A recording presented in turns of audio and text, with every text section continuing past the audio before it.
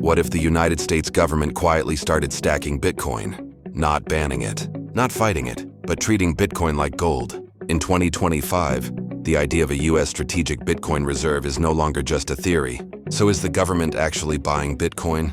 And what would that mean for your money? The US already holds strategic reserves: oil, gold, emergency supplies. A strategic reserve exists to protect national security, economic stability, and global influence. Now, some policymakers and economists are asking a new question.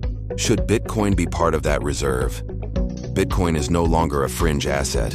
In 2025, Bitcoin ETFs are mainstream major banks custody BTC, and global institutions treat it as digital gold. Bitcoin has a fixed supply. No printing, no political control. That's exactly why some believe Bitcoin could act as a hedge against inflation, and even against dollar debasement. Here's the important part. As of now, there is no official announcement that the US is actively buying Bitcoin as a strategic reserve. However, the US government already holds Bitcoin, mostly from asset seizures and enforcement actions. And there have been serious discussions about whether selling those coins is smart, or whether holding them long-term makes more sense. If the US formally recognized Bitcoin as a strategic reserve asset, the impact would be massive. First, legitimacy: Bitcoin would instantly be viewed as a sovereign-grade asset. Second, supply shock: Bitcoin is scarce. Even small government allocations could affect price dynamics. And third, global reaction: other nations may feel pressure to follow.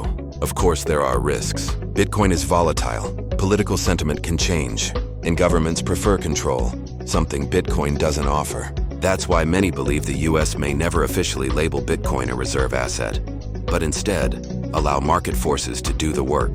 For everyday investors, this isn't about predicting government moves. It's about understanding the direction of adoption. Bitcoin is slowly being absorbed into the global financial system. Not replaced, not banned, but integrated. Whether the US buys or not, the conversation itself matters. So is the US government buying Bitcoin? Not officially, yet. But the fact that this conversation exists tells us something important. If you want more clear, unbiased explanations about Bitcoin, macro trends, and the future of money, subscribe, like the video, and stay informed.